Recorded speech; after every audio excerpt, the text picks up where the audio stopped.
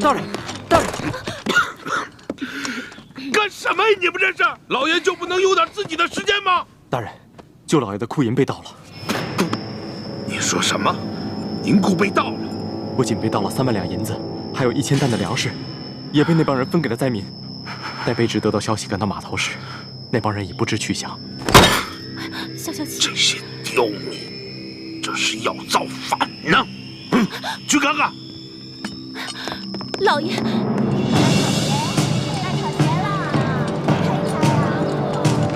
闪开！让开！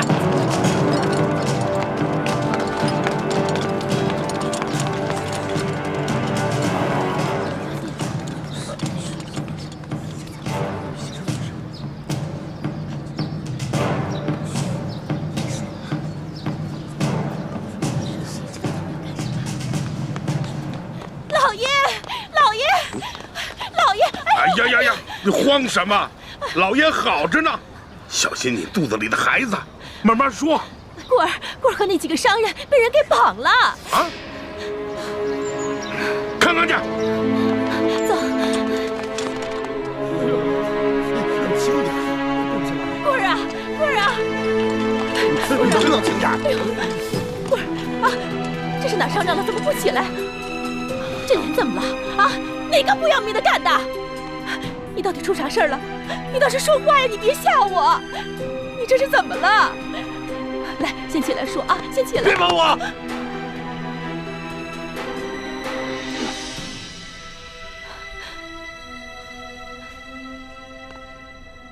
我说啊，怎么回事？谁干的？邢爱，以前没打过交道，京城来的客商，看见了吗？看见我的脸了吗？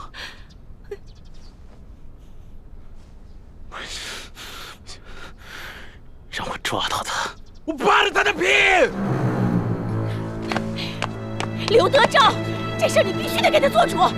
你看看他这脸都成这样，他怎么见人？他怎么活呀？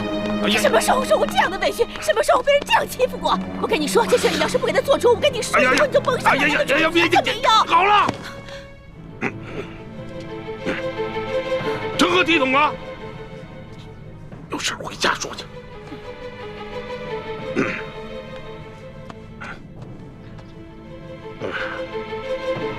这真是的，吃了雄心豹子胆，居然敢在我小舅子头上动土啊！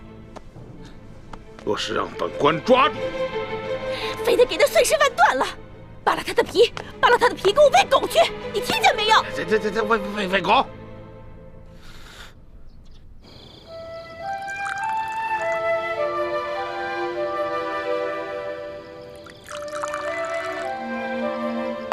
娄小弟，这杯酒我敬你，谢谢你为了老百姓，肯跟我们一起铤而走险。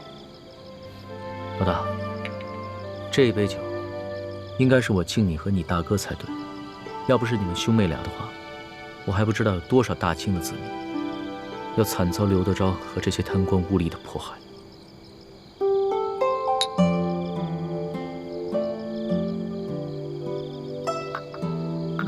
我现在一想到刘德昭跟裘贵那副嘴脸，肯定十分狼狈，我就觉得特别好笑。可是我笑不出来啊！这次出巡以来，我见到了太多平常在宫里连想都不敢想的事情。我在想，如果我们大清的官员每一个都如此贪赃枉法的话，那我们大清的江山还能长久吗？看到那些灾民收到一点点赈济的银两，就3呼万岁。说实话，我很震撼，也很惭愧。我们大清的百姓是多么的善良，对官府的要求是多么的低微，而我们这些身居高位的人是多么的失职。娄小弟，为了刚才你说的这番话，我再敬你一杯。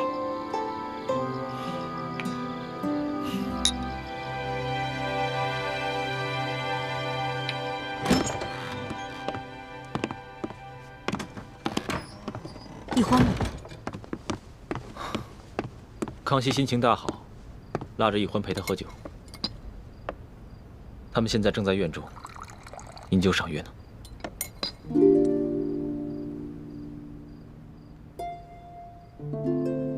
大师兄，小师妹跟我一样，都是为了光复大明的大业，你千万别介意。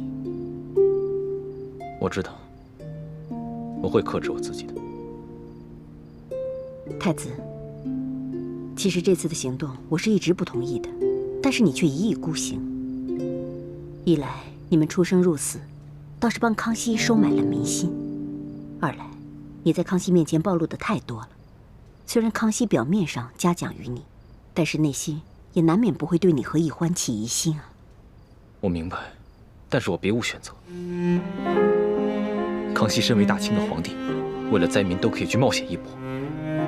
如果我为了一己私利而畏首畏尾的话，那在欢妹的心里，她会怎么想我？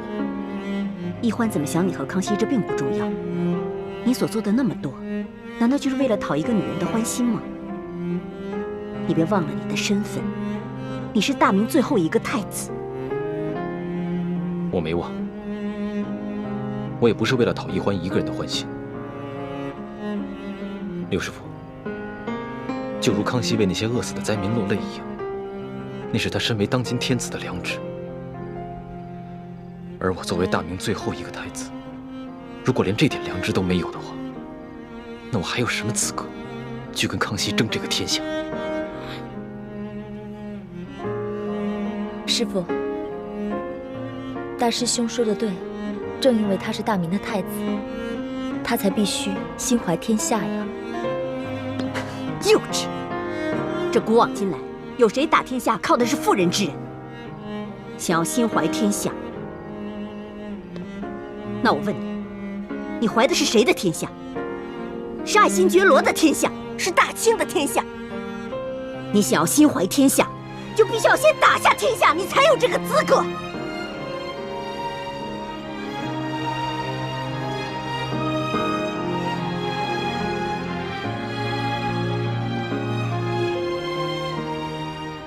六师傅说的是，徒儿受教了。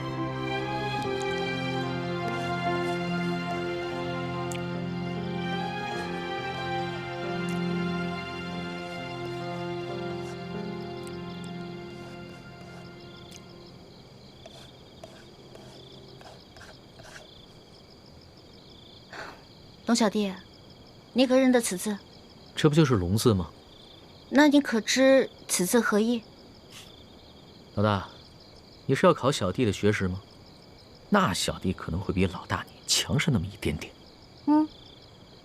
这龙字啊，本意是指能带来雨水的神物，在此呢，则既指春天的雷雨。耳者闻也，而与龙联合起来，表示耳朵听到春雷声。本意指这个年老耳背的农夫啊，平常无法与人交流，但在春分时节，他能听到春雷响声，便知道该下地播种了。后来慢慢变成现在的意思，指称别人耳背的毛病。龙小弟，若论这番学识，我自然是不如你。但是今天我想给你讲另外一层意思。你看这个龙字，是龙跟耳结成的，这个龙指天子，意思就是说，其实天子的耳朵只是个摆设，民间的疾苦是听不到的。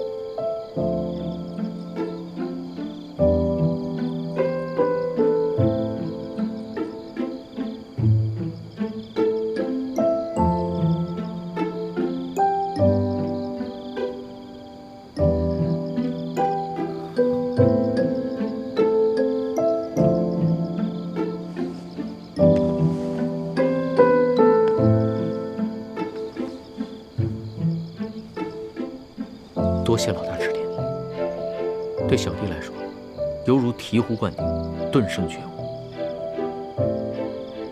此次出巡以来，我这双耳朵总算是打开了。等我回了宫以后，再也不会让我这双耳朵变成白纱。龙小弟，一言为定。为了你这句话啊，我再敬你一杯。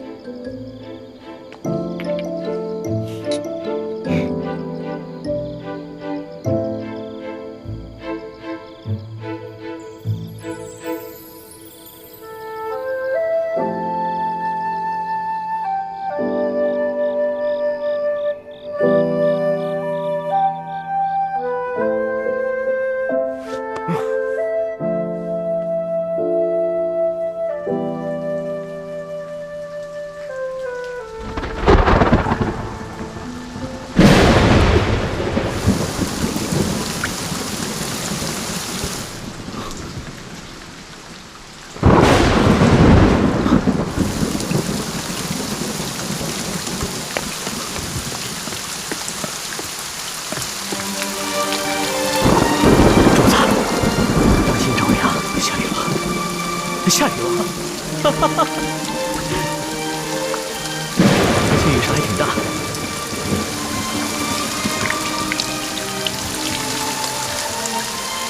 看这个雨势，山西的旱情应该能得到缓解。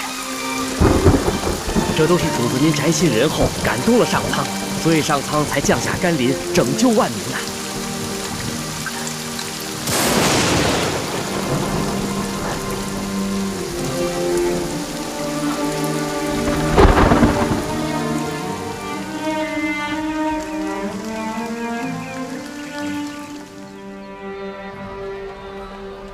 想不到这场雨一下就是3天，真是一场及时雨啊，缓解了山区的旱情。这场雨虽然缓解了旱情，但是错过了播种的季节，灾民们仍然需要救济。我知道，我会让朝廷继续赈灾，让灾民们平安度日，直到下一个收获季。龙小弟，看来你这双聋耳真的打开了，能听见民间疾苦了。主子，咱们还是少在外面走动吧。前些日子发生那么大动静，一定会惊动官府。索大人出去调兵，不知道什么时候才能回来。万一在这个时候发生什么意外的话，那可不得了。我想看一看刘德昭他们会如何行动。再说了，那是我们的易容，他们认不出来。就是嘛，你要对我的易容术充满信心。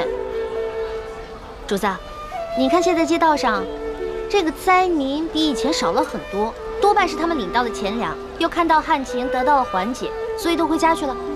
只是这些钱财还完全不够，有一些住得偏远的灾民，还有一些老弱妇孺，就完全没有得到救济。主子，像那样的行动，可一不可再，还是等索大人调兵回来，拿下刘德昭这个贪官，再安排可靠的官员，严格执行朝廷的赈灾计划，才是长远之计。说的有道理啊。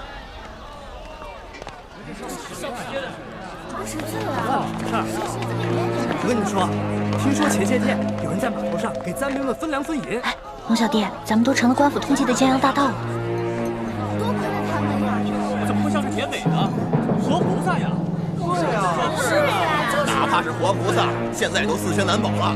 这劫了官粮官银，可都是杀头的罪啊！是啊，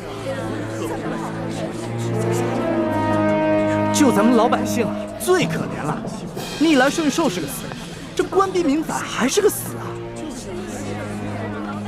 你说他们这些好人都被抓了，多好的人生，太可怜分粮了。老百姓真没有活路了。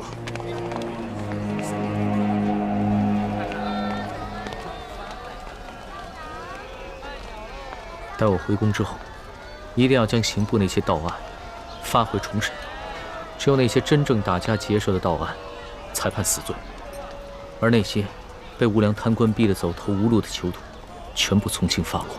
龙小弟，你简直太圣明了！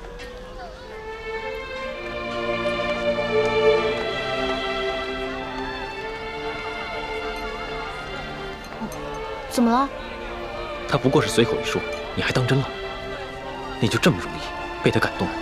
你不信他说的吗？我觉得这次来山西对他感触挺深的，他刚才说的都是真心话。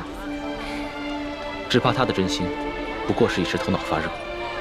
你别看他现在义愤填膺，对官逼民反的百姓充满了同情，但只要回到了紫禁城，他的心境和立场立马就不一样了。到那个时候，他最先考虑的是如何维护朝廷的权威和自己的龙椅，而不是百姓的疾苦。朱哥哥，你这么一说，我心里怎么那么失落跟害怕呀？环美，我知道你对康熙充满了幻想，但将来你就会慢慢明白，他绝对不可能是你想象中的那个样子。让开，让开！官爷，求你再仔细看看这画像，和老朽只是略有几分相似。闪开，闪开，闪开！这3个人看上去跟老实巴交的，哪有胆量去劫官粮官银啊？就是啊，看他那个小身板，个个瘦的跟皮包骨头似的，就算有那个贼胆，也没那个能耐呀。行，这3位活菩萨神龙见首不见尾，给灾民发放完钱粮之后就消失得无影无踪，肯定是有来历的高人啊！就这帮饭桶，只知道欺压老百姓，他们哪有本事去抓人呢？就是啊。还不是只能找几只替罪羊上去交差呀？可是这3个人只是跟通缉的要犯长得有点像，当官的无凭无据的能随便判人死刑啊？要证据还不简单吗？这帮官老爷哪个不是无中生有、栽赃陷害的能手啊？这可是死罪，这犯人不认罪，当官的他也能硬判啊。嗨，只要进了公堂，还由不得你不认罪啊！三步之下，何共不可行？对，到了秋后，3个人头落地，这案子就了结了，关老爷又可以高枕无忧了。走，咱们去看看去，看看徐府大人。看看去，看看去。对，走。龙小弟，怎么办啊？他们不会真把无辜的百姓屈打成招吧？咱们也跟上看看去。也不知道要怎么审啊！哎，咱们过去看看。走，快点！跪下！让开！主子，现在怎么办？临出来之前，为了预防万一，我把那道圣旨带了，要不然以钦差的身份进去问一下。不急，咱们先看看这个刘德昭怎么办这个葫芦案。这也不让我们进呐！走。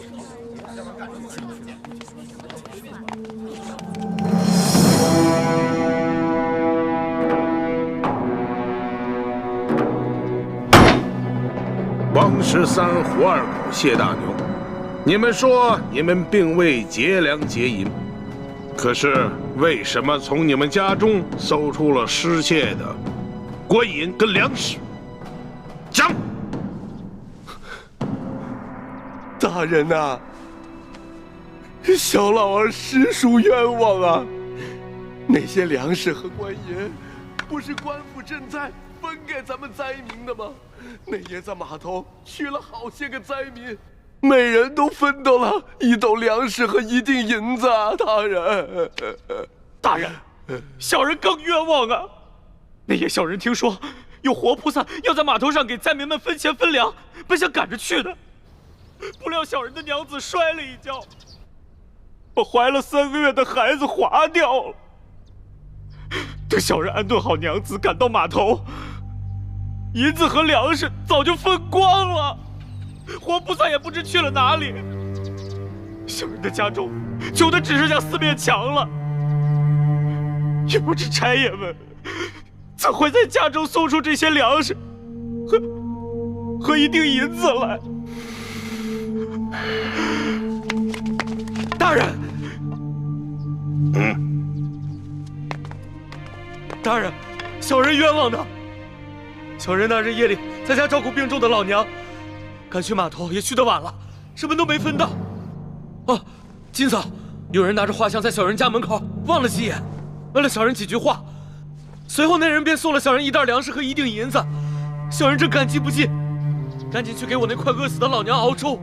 谁想到还没等到粥熟呢，这时就来了几个捕快大人，硬说小人是盗抢官粮官银的贼啊！大人，小人实在是冤枉。我算看出来了，他们是拿着画像对比，看谁长得像就抓起来栽赃。小人冤枉，大人！大人要大人明察！大人明察！大胆的刁民，你们竟敢诬陷本府的公差！来啊，传证人！带证人！这架势我看着都害怕，何况寻常老百姓呢？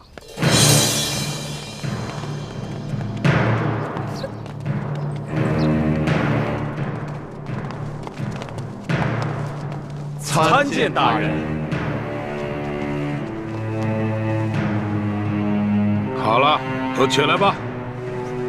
谢大人。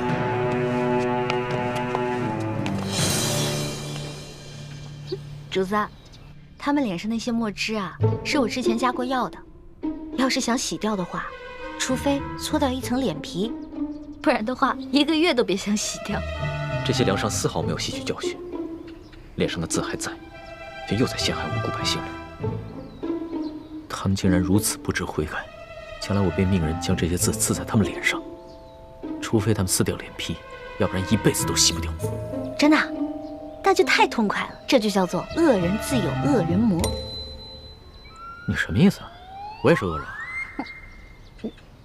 我不是那个意思，我的意思是说，古往今来哪个皇帝不杀人啊？一句话不就血流成河吗？难道不是最大的恶人？环美，就算主子说了，在宫外可以畅所欲言，但你也不能不知轻重，胡乱说话。我知道，龙小弟嘛，宰相肚里能撑船，更何况你是皇上，所以你肚里可以撑100只、1000只，可以撑上万只啊！所以你肯定不会跟小女子计较的，对不对？哎，行了，别说那么吵，我都听不清公堂上的动静了。哦，你们几个证人，认一认前面这3个，他们可是那日打劫你们的匪徒。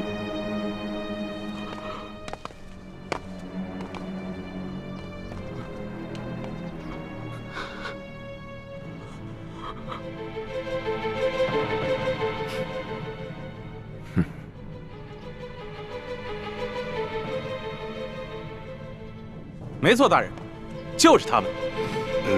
好，你们先下去吧。是。大人冤枉啊！大人冤枉啊！大人冤枉啊！大人！王13，5个人都指认你们，你们还有何话要讲？大老爷，老朽冤枉啊！冤枉啊！冤枉啊！大人，冤枉啊！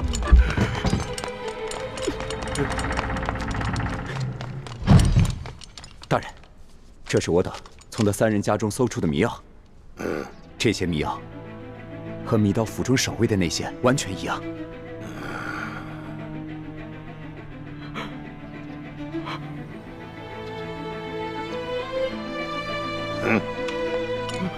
大人，大人，小人跟老娘直肠挨饿，早都不想活了，就连买包老鼠药的钱都没有，哪里来的钱买迷药啊？大人，冤枉啊！大人，大人，小人和娘子也饿了好些天了，家中若有迷药，早就不管这么多，先吃下去了，哪里还能留到官员们来搜啊？大人，冤枉啊！大人，大人，大人，卑职刚刚在高级药铺调查到，王13前些日子曾去药铺买过药材，这些药材正好可以配出强效迷药。这是高级药铺掌柜高老师的书证，大人请过目。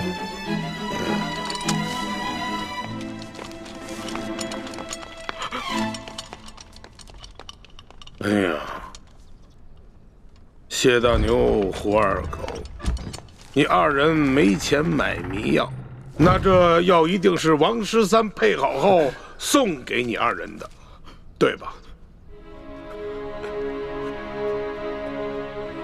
冤枉啊！大人，冤枉啊！大人，小人根本就不认识什么王13啊！大人，是啊，小人到现在都不知道您说的王13是谁啊！大人，冤枉啊！大人，大人，冤枉啊！大人，老爷，小老儿前些时日确实到高级药铺买过药，只是想配一些迷药药兔子，怎敢拿这些药去药人呢？大老爷，更不曾把这些药分给2个不认识的人呢，大老爷。真没想到，他们连相关的伪证都做好了，看这手法，简直是轻车熟路。看来他们早就商量好了，如果找不到我们3个，就要拿这3个无辜的百姓顶罪。你们这些个刁民啊，人证物证俱在，还敢抵赖？冤枉啊！大人，冤枉！还不赶紧给我速速的招来！你们是如何勾结江洋大盗，盗取府库官银的？大人，小民冤枉啊！明察呀！大人，一群刁民，刁民！事到如今还敢喊冤？好，来人呐，每人重打30大板！看你们还敢嘴硬！打！小人冤枉啊！大人，冤枉啊！大人，冤枉啊！大人！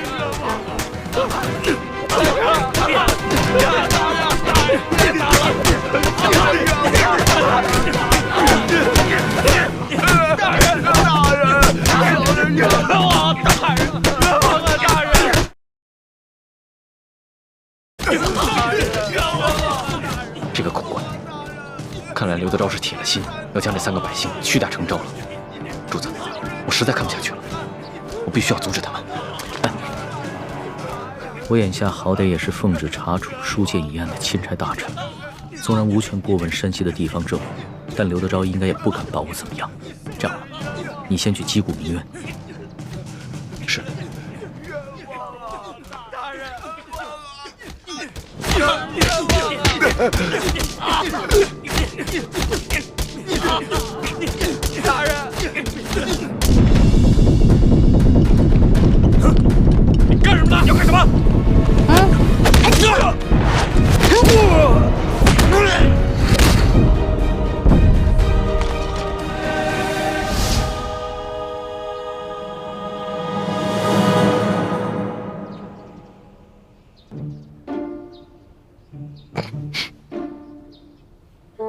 龙小弟，武功长进了吗？那是，跟了老大这么久，总得学点本事不是？干什么？你们干什么？我们家大人奉旨前来山西查案，还不赶紧让你们巡抚大人出来迎接？你们真是钦差大人？圣旨在此，还有假吗？哇，一道圣旨这么威风啊！老大，这个代表着至高无上的皇权。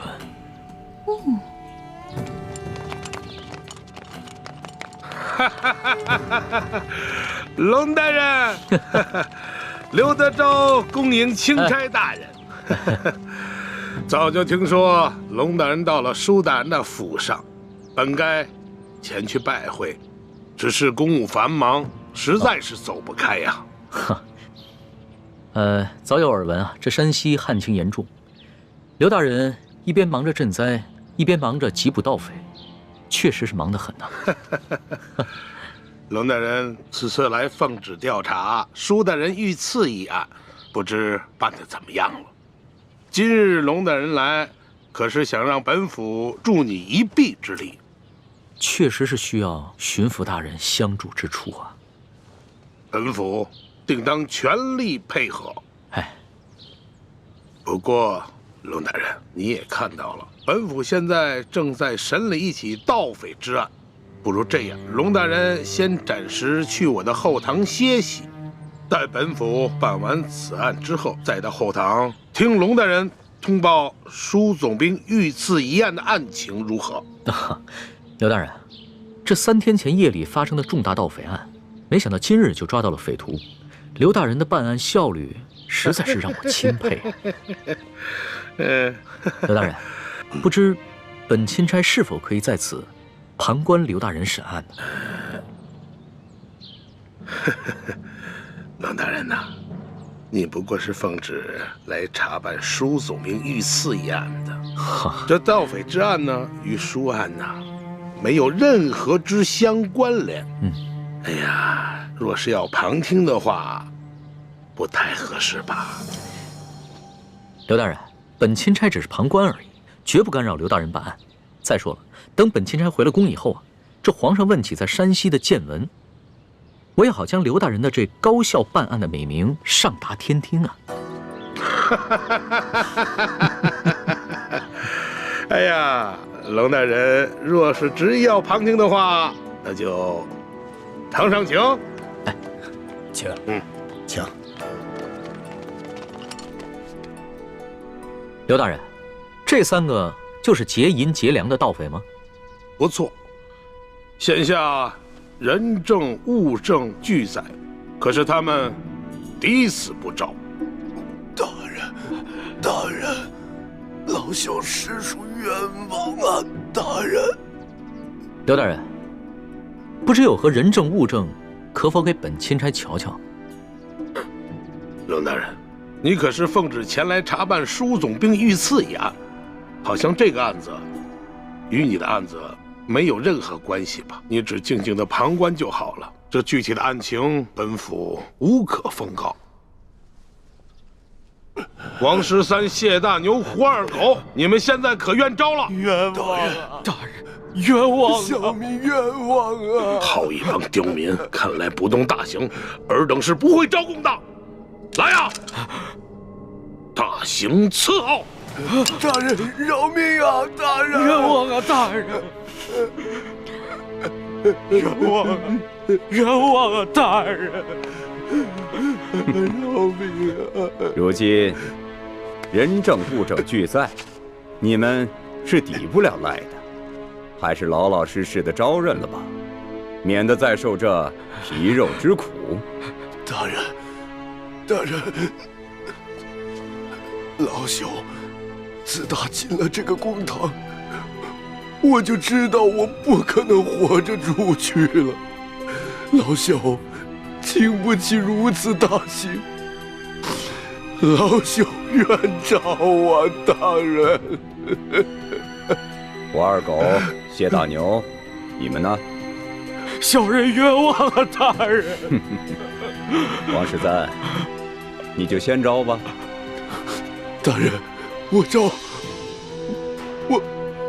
大人，老朽我实在是不知道该招些什么呀。好，你们3个人那是办不了翻墙入室、劫官银官粮的大事的。你们必然还有其他的同伙，而那些同伙也必定不是普通人。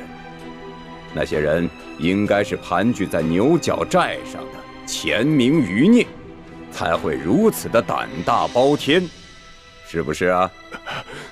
大人，大人，您说是就是吧？那你就将如何勾结牛角寨贼人的经过，如实的招来吧。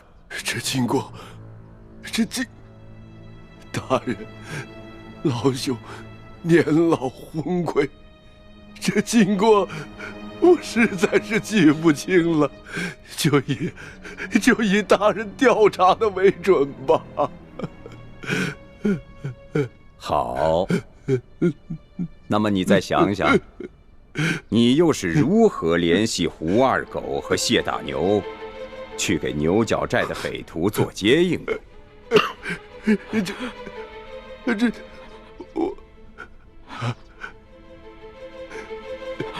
这位老伯，你我素不相识，你要认罪是你的事，可不能胡乱拍咬我们呢。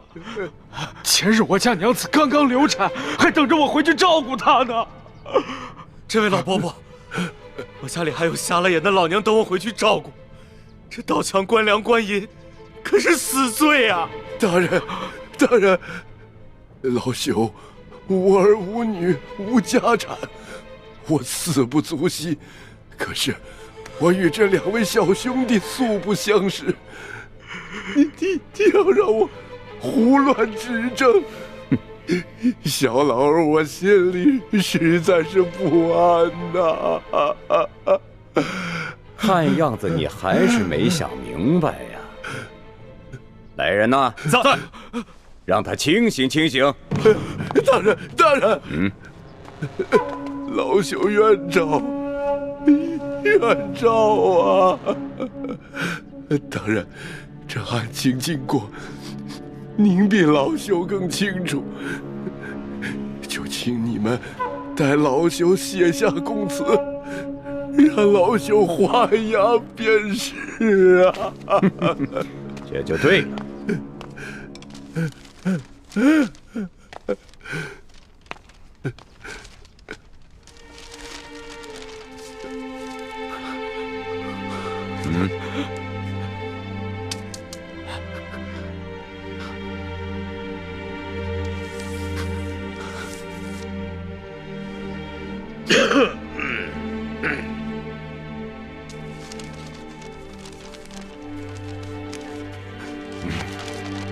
来人呐，在，把王13押下去。是。大老爷，走，你们关闭民房啊！胡二狗、谢大牛、王13都已经招了，你们还要顽抗吗？罢了，胳膊拧不过大腿，被砍头也比这么活着受折磨的好，反正都是个死。小人愿招。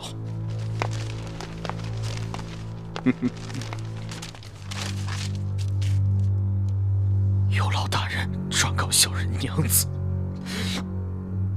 小人不能陪她白头到老了，让她自行改嫁吧。你就放心吧。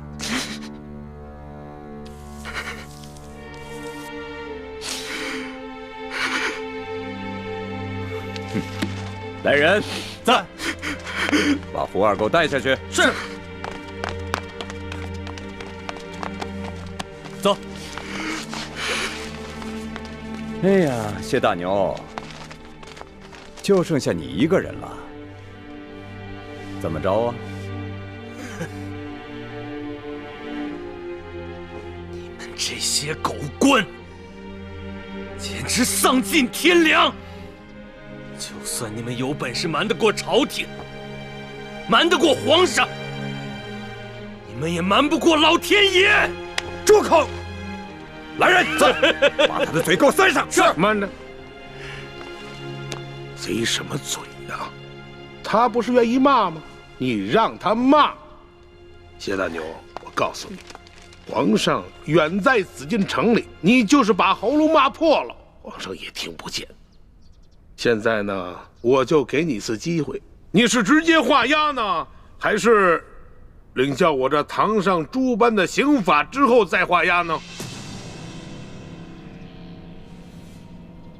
狗官，你不得好死！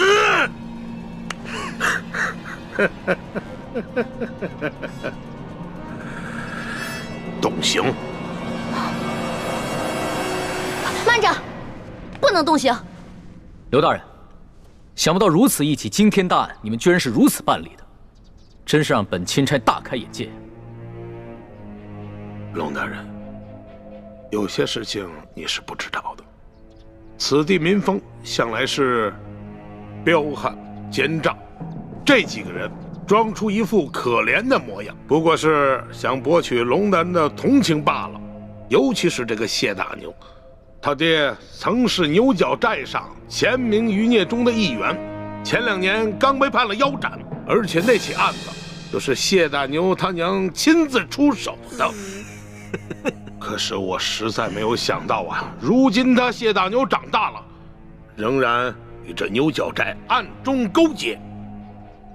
当初我娘出手，害得我爹被腰斩。我一直以为我娘做得对，我爹就是个大逆不道的糊涂虫，他该死。可我如今才明白，是我娘错了，是我娘错了。这大清的天，简直比锅底还要黑呀！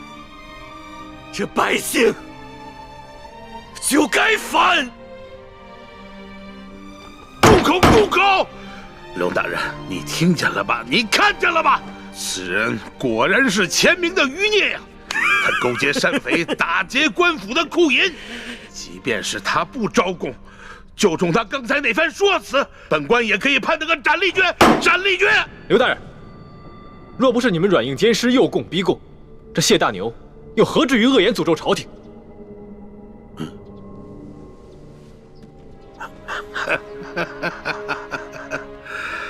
龙大人啊，这2位，一个是您的贴身丫鬟，一个呢是您的贴身护卫，算起来也是您的奴才。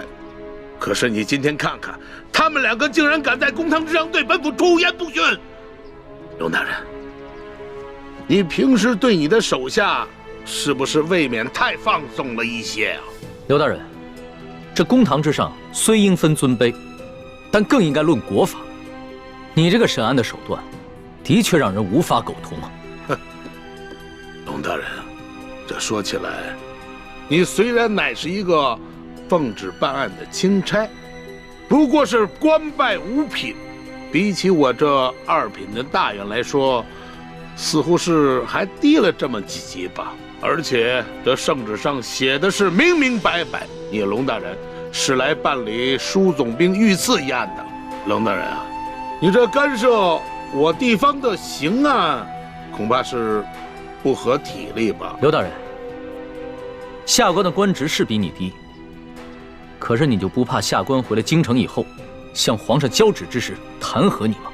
龙大人，皇上虽然年少，但他却是圣明的天子，我想他不会听你一面之词的。龙大人啊，你这一路辛苦了，我看还是到后堂先歇息吧。待本府审完这起案子之后，再同你好好交流交流同僚之谊吧。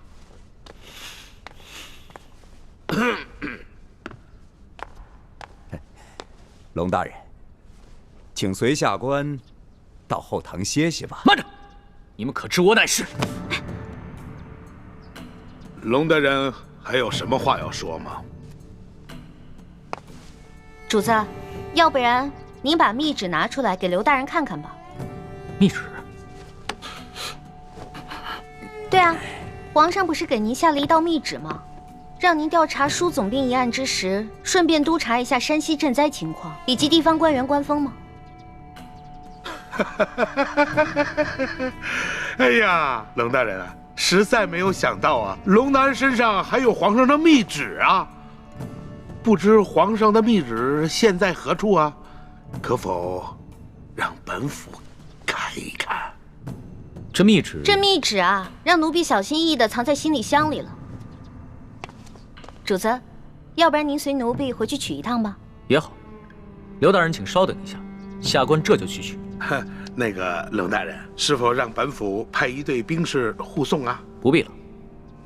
李护卫，你接着替本官陪审，顺便提醒一下刘大人，不要滥用酷刑啊。卑职遵命。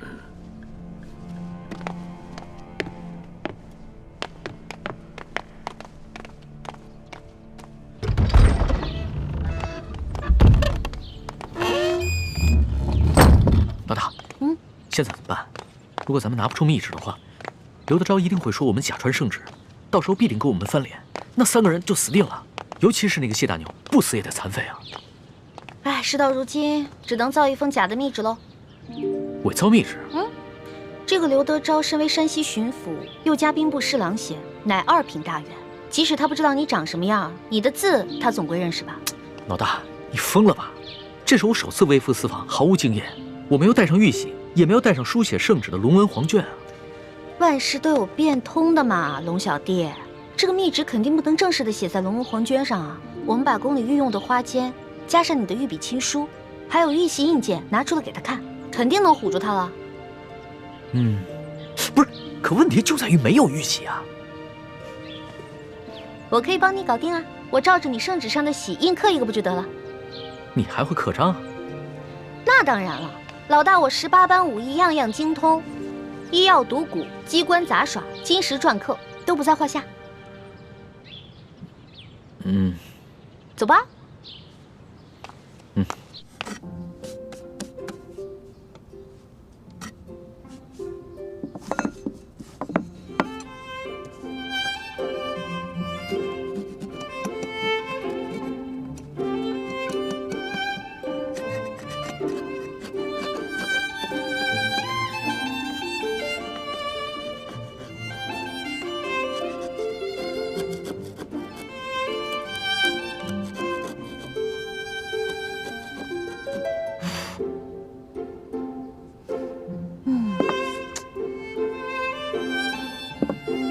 龙小弟，你看这样行吗？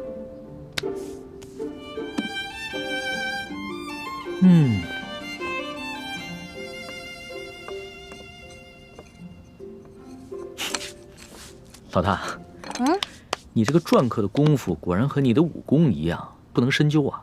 刘德昭只要仔细一看，就能看出其中的破绽了。切，问题在于他不可能仔细看。你那道圣旨是真的，他已经仔细看过了，怎么可能怀疑这个是假的呢？那我们只能碰碰运气了。刘德昭只要一看到这个密旨上的内容全部都戳中了他的软肋，必定就会心下大乱，不会仔细查看最后的印鉴了。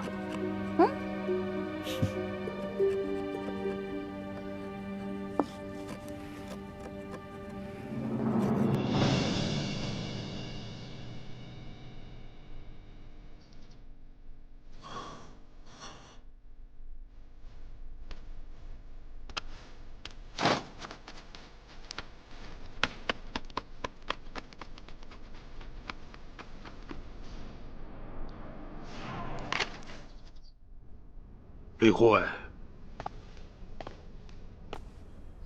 不知你家大人和令妹何时会回来呀？我家大人回去以后，还需要沐浴更衣，就麻烦刘大人和诸位大人再等等。要不，先把这谢大牛押下去，等我家大人回来了再审。来啊，在，将这谢大牛先押下去。是。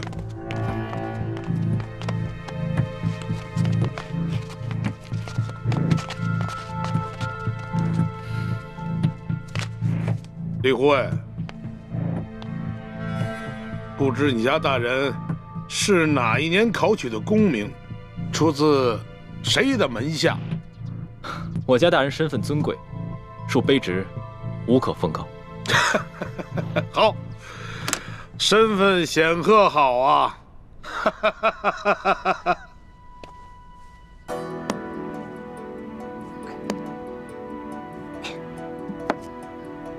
哇，大功告成！龙小弟，怎么奖赏我啊？奖赏？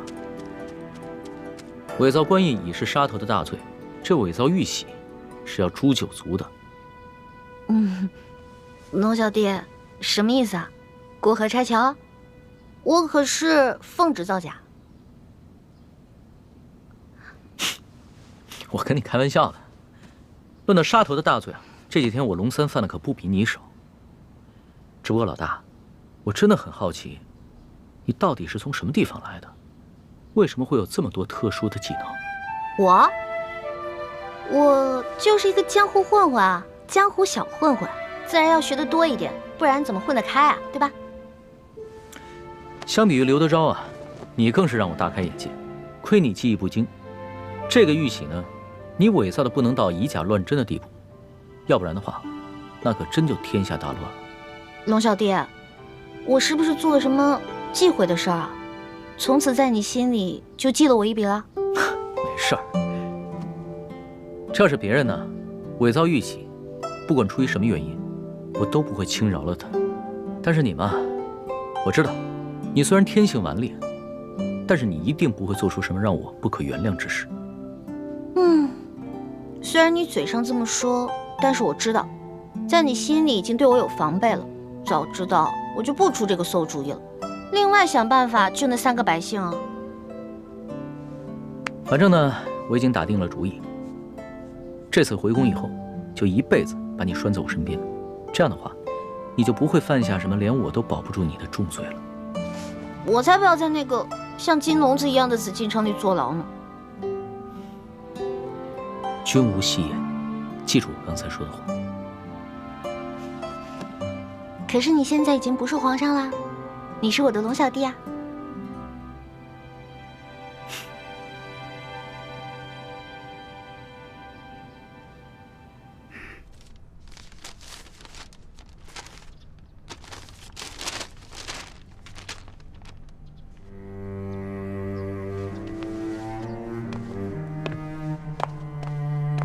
李护卫，待会儿等你家大人回来之后，还请您在你家大人面前替我等多多美言几句啊！啊！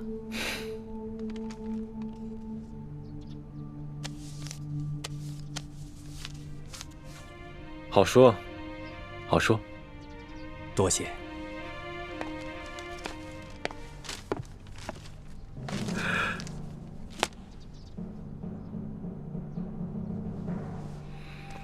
钦差大人到，圣旨下。皇上密旨到，刘德昭等一干官员接旨。臣刘德昭接旨。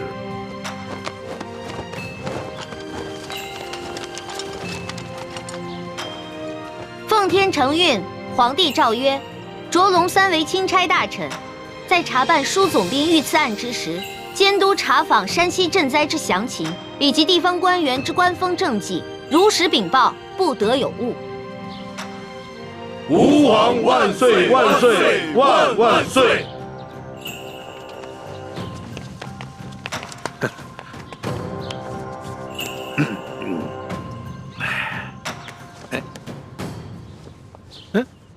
你，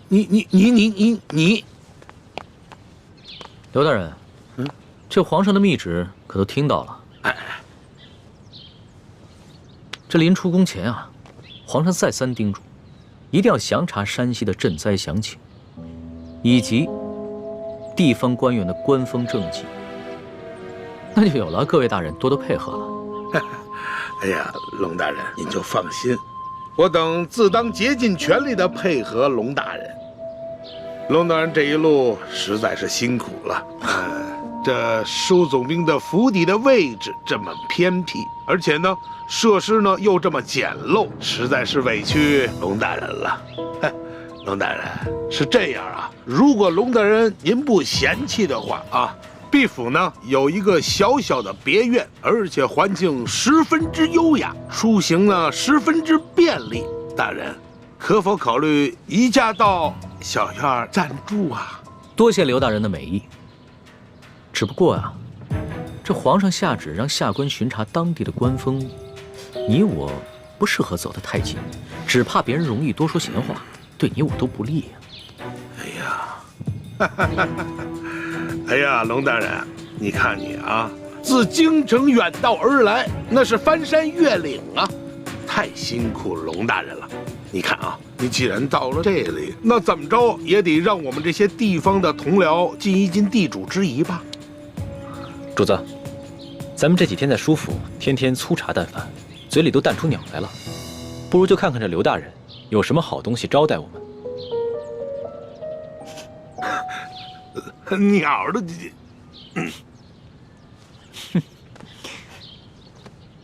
行，那就多谢刘大人了。